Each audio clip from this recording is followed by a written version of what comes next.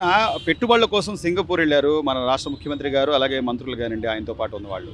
గతంలో ఐటీ శాఖ మంత్రిగా చేసిన అమర్నాథ్ రెడ్డి గారు అదంతా టైం పాస్‌కి వెళ్ళిందే తప్ప వాళ్ళేమి పెట్టుబడులు తేలేరు అని చెప్తున్నాడు ఆయన. ఇంకోవైపు క్వాంటమ్ వ్యాలీ అంటే అసలు అక్కడ చేపలు అయి పెంచుకోవడం తప్ప దేనికి పనికిరాదని కేతిరెడ్డి రామిరెడ్డి గారు మాట్లాడారు. ఎట్లా చూడాలి సార్? గతంలో వాళ్ళ హయాంలో ఎలా ఉంది? ఇప్పుడు ఎలా ఉండబోతుంది? వాళ్ళ హయాంలో కంటే ఇప్పుడు ఉన్న ప్రస్తుతంలో చంద్రబాబు నాయుడు గారి హయామే బాగుంది. హ్మ్. కాకపోతే ఏంటంటే ఇప్పుడు అక్కడ సింగపూర్‌లో వెళ్ళి వాళ్ళు ఏదన్నా వేటికన్నా పర్మిషన్లు అవి పట్టుకొచ్చుకున్నా హ్మ్. ఎమ్మటే అమలు చేయడానికి అవ్వదు కదా, అవును. ఒక టైం పడుతుంది. ఆ టైం పట్టేలోగా వీళ్ళు ఏమంటున్నారు, హ్మ్. ఊరికనే వెళ్ళారు వచ్చారా కనీసం అంటున్నారు. ఎండార్స్‌మెంట్‌లో ఇయి చేసుకునేదైనా ఉంటది కదా సార్ అంటే. అవుతాయి, హ్మ్. అన్నీ అవుతాయి. హ్మ్. కాకపోతే ఇప్పుడు ఏంటంటే అవి అయినయా లేదా అనేది మామూలు మీడియం పీపుల్స్కి అర్థం కాదు కదా. అవును.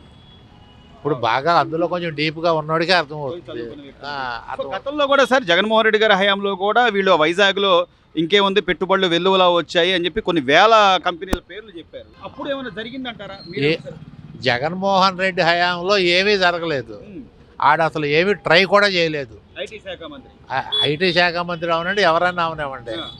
జగన్మోహన్ రెడ్డి హయాంలో ఏ పెట్టుబడులు రాలేదు. అసలు ఎవడు ఉన్న ఇండస్ట్రీసే ఎత్తేసుకుని వెళ్ళారు. అవును. అవును. ఇవాళ ఇప్పుడు ఈ గవర్నమెంట్లో ఏంటంటే ఏదన్నా పెడతాము అంటే పెట్టడానికి ట్రై చేస్తున్నారు. అవును. కనీసం ఆ ప్రయత్నాలు కూడా అడ్డుకుని లేకపోతే దాన్ని చప్పపరిచేలాగా లేకపోతే ఏం లేవు ఇక్కడ అని చెప్పి చెప్పడం ద్వారా రాష్ట్ర ప్రజలు నష్టపోతారనే కనీసం బాధ్యత కూడా లేదంటారా ఇప్పుడు వైసీపీ నాయకులకి? వైసీపీ నాయకులకి బాధ్యత ఉంటే అసలు వైసీపీ గవర్నమెంట్ ఎందుకు పోద్ది? కరెక్ట్. అది కాదండి. ఇప్పుడు వైసీపీ నాయకులకు బాధ్యత అనేది ఉంటే అసలు వైసీపీ గవర్నమెంట్ ఎందుకు పోతుంది? అంటలేదుగా, ఏదో ఆయన ఇచ్చే దొంగ హామీలు నమ్మి వచ్చాడు తప్ప ఏం చేయలేడు ఆయన. 3 ఏళ్ళు కళ్ళు మూసుకుంటే మళ్ళీ నేను వస్తా అని జగన్మోహన్ రెడ్డి అంటే జగన్మోహన్ రెడ్డికి ఇంకా ఆశ ఉందా వస్తానని? ఈసారి కాదు కదా, ఇంకో 10 ఏళ్ళకు కూడా జగన్మోహన్ రెడ్డి వస్తాడనేది ఉత్తమాటే. ఎందుకని సార్ అంత స్ట్రాంగ్ ఎందుకు చెప్పగలరు? ఎంత స్ట్రాంగ్ ఎందుకు చెప్పగలుగుతున్నామా అంటే ఈ 5 ఏళ్ళు ఎంత బాధపడ్డారో వీళ్ళకి ప్రజలకు తెలుసు. మరి ఇంత బాధపడిన వాళ్ళు మళ్ళీ వచ్చేసారి ఎలక్షన్లో జగన్మోహన్ రెడ్డికి ఓటేస్తారా? ఇప్పుడు వాడి జగన్మోహన్ రెడ్డి గారి మీద ఉన్న కుంభకోణాలు ఇవన్నీ చూసుకుంటే ఎవడన్నా వేస్తాడా ఓటు?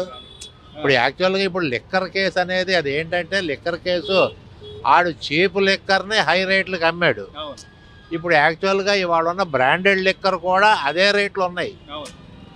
ఇప్పుడు ఈ బ్రాండెడ్ లిక్కర్ తాగి హై రేట్లు ఇచ్చి తాగామని చెప్పి ఎవడో బాధపడతలా, చీప్ లిక్కర్ హై రేట్లకు తాగామనే బాధపడ్డారు. అప్పుడు చాలా మంది వాళ్ళు బాధలు పడ్డారు కాబట్టి లివర్ పోయి కిడ్నీలు పోయి కొంతమంది ప్రాణాలే పోయి కనీసం ఆ విషయంలో ఆత్మ పరిశీలన చేసుకోగలుగుతున్నారంటారా? ఎవరు చేసుకోరండి, చేసుకోరు. వాళ్ళకి ఏంటి అవసరం? ఇప్పుడు ఎవడగాడు సంచులు కట్టుకుని పక్కన పెట్టి కూర్చున్నారు. ఇప్పుడు ఒక్కొక్కళ్ళని ఈ కుంభకోణాల్లో లోపలేస్తున్నారు. లోపలేసిన ప్రతివాడు ఒప్పుకుంటున్నాడు కదా, ఒప్పుకుంటున్నారు. స్కాములు చేసామని ఒప్పుకుంటున్నారు, అది చేసామని ఒప్పుకుంటున్నారు. ఈ ఒప్పుకొని ఇన్ని చేస్తున్నప్పుడు ఇంకా మీకు మళ్ళీ వచ్చేసారి గవర్నమెంట్లో వాడికి ఓటేస్తామనేవాడు ఎవడుంటాడు? చివరిగా అంటే ఈ రోజున సరే పెట్టుబడుల కోసం వెళ్ళారు, ఏదో ప్రయత్నాలు అయితే చేస్తున్నారు. చంద్రబాబు నాయుడు గారిని నమ్మి పరిశ్రమలు కానీ పెట్టుబడులు కానీ వచ్చే అవకాశం ఉందంటారు? అంటే ఆయన గతంలో ఆయన పనితీరును చూసి 100% వస్తాయి. ఇవాళ మనకి స్టేట్ రాజకీయాలుగా కానీ సెంట్రల్ రాజకీయాలు కానీ చూస్తే చంద్రబాబు నాయుడిని మించిన నాయకుడు లేడు. వాడికి స్టేట్లో కానీ సెంట్రల్లో కానీ ఇంటర్నేషనల్ లెవెల్లో కూడా చంద్రబాబు అంటే కొంచెం ఒక బ్రాండ్, ఒక పేరుంది. చంద్రబాబు మోసం చేస్తాడని చెప్పి ఎవరు అనుకోరు. వస్తాయి. బాబాయ్, దాదాపుగా గత 5 ఏళ్లలో జగన్మోహన్ రెడ్డి గారి ఈ మద్యం అమ్మకాలకు సంబంధించి ఇప్పుడు ఒక్కొక్కటి డొంకంతా కదులుతుంది. అప్పుడు ఎన్ని వేల కోట్ల రూపాయల స్కామ్ జరిగింది, దాని వెనక ఎవరు ఉన్నారు అని చెప్పి ఎంపీ స్థాయి వ్యక్తి మిథున్ రెడ్డిని కూడా అరెస్ట్ చేసి రిమాండ్కి పంపించారు. సో అప్పుడు మద్యం అమ్మకాలు నిజంగా అసలు ఎలా ఉండే ఏంటి? ఒక మద్య ప్రియుడిగా మీ అభిప్రాయం చెప్పండి బాబాయ్. అప్పుడు మీద కొంచెం ఇప్పుడు పర్వాలేదండి, అప్పుడు పెద్ద బాగుండేది కాదు. ఎందుకని అంటే అప్పుడు ఎలా ఉండేది? బాగుండేది కాదంటే నేను 2 సార్లు తాగాను సార్ ఆ ప్రభుత్వంలో. నేను తాగల మందు. ఎలా అనిపించింది? నాకు బాగలేదు అనిపించి నేను మానేశాను. కాపుసారా కన్నా కూడా ఘోరంగా. అది బ్రాండ్ ఏమన్నా తెలిసేదా బాబాయ్? అప్పుడు మీరు తాగే దాని ప్రకారం బ్రాండ్ ఏమన్నా? బ్రాండ్ పలానా పేరు? నేను మామూలుగా మ్యాట్గోలు ఇసుకు తాగుతానండి. అది బాగలేదని నేను తాగలే. రెండు సార్లే తాగింది, నేను తాగలే. అంతే. అసలు మానేశారు, తాగని కూడా తాగడమే మానేసాను. ఆ, ఈ ప్రభుత్వం వచ్చినాక ఆ, మన 2 సార్లు, నా ఫస్ట్లో ఒకసారి తాగాను, ఆ. మొన్న అంతకుముందు ఆదివారం ఒకసారి తాగాను. పర్లేదా, మార్పు ఉందా? మార్పు ఉంది కొంచెం. కంపెనీదే ఇస్తున్నారా ఇప్పుడు మందు? కంపెనీదే దొరుకుతుంది, అన్ని బ్రాండ్లే దొరుకుతున్నాయి అని చెప్పి అంటున్నారు. మేము ఓసి తాగానండి నేను 2 సార్లు. ఒకసారి ఏమో మ్యాట్గోలు ఇస్కీ తాగా, అంతే. అంటే గత మందు మీద ఇప్పుడు అప్పుడు మీరు మద్యం తాగుతారంటే కష్టపడతారు పొద్దు నుంచి సాయంత్రం దాకా, ఒళ్ళు నొప్పులో ఏదో అది మర్చిపోవడం కోసం అదొక చిన్న అలవాటు. ఇది ప్రతి వాళ్ళు కూడా కష్టపడే ప్రతి 500 రూపాయలు లేదా 400 సంపాదించుకునే వాళ్ళు కూడా మందు తాగుతారు. అలాంటి వాళ్ళ మీద అంటే ఆ కల్తీ మందుతో వాళ్ళ ప్రాణాలు తీయడం కానీ వాళ్ళని హాస్పిటల్ పాలు చేయడం న్యాయమేనంటారా గత ప్రభుత్వం? అదేం న్యాయమేం కాదు.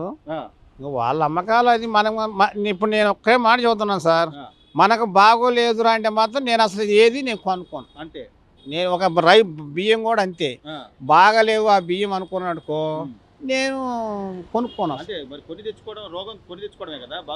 నేను మాత్రం తెచ్చుకోను.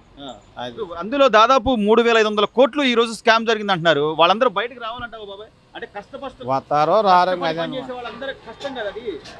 రూపాయి అప్పుడు కేవలం డబ్బులే ఇచ్చేవాళ్ళ, లేకపోతే ఏమైనా మన కార్డు, ఫోన్ పే అలాంటివి ఏమైనా చేశారా? మేమేం చేయలే.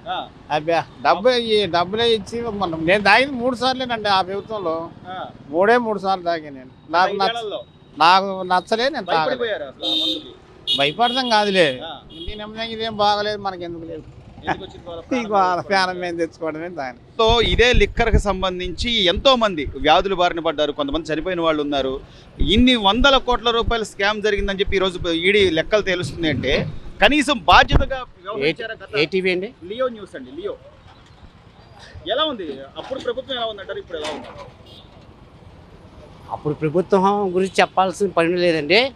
ఒక విషయం, ఏ ప్రభుత్వాన్ని అయినా సరే తాగిన వాళ్ళు ఎప్పుడు తిట్టరండి. వాళ్ళ ఇంట్లో ఆడవాళ్ళు, పిల్లలు, చుట్టాలు తిట్టుకుంటారు, ఫ్రెండ్ సర్కిల్ తిట్టుకుంటారు. కానీ తాగిన వాడు తిట్టుకోవడం అనేది గత ప్రభుత్వంలో చూసాం. అంటే తాగిన వాడే తిట్టుకున్నాడంటే ఎంత వరస్ట్గా అమ్ముకున్నారో వాళ్ళకి తెలియదు. అదే నేను చెప్పేది మీకు, ఒకటే సొల్యూషన్. తాగిన వాడు ఎవడు తిట్టడు గవర్నమెంట్ని, ఇంట్లో పిల్లలన్నీ కొట్టుకుంటాడు. కానీ తాగిన వాడే గవర్నమెంట్ని తిట్టుకున్నాడంటే ఇంకా వరస్ట్గా ఎలా అమ్మారు అనేది ఇంకా తాగినవాడు ఎవడు తిట్టడు. సహజం వరకు గవర్నమెంట్ని తిట్టడు. 100 తాగివాడైనా 150 తాగినా. కానీ వాడే తిట్టాడంటే ఇంక లిక్కర్ ఎలా ఉంది అనేది క్వశ్చన్. తిట్టడం కాదు మాత్రమే కాదు సార్, దాదాపు లివర్లు పోయిన వాళ్ళు, కిడ్నీలు పోయిన వాళ్ళు, అయ్యో చనిపోయిన వాళ్ళు కొంతమంది ఉన్నారు. ఉన్నారా లేరా? ఉన్నారు. Please subscribe to Leo News for more videos.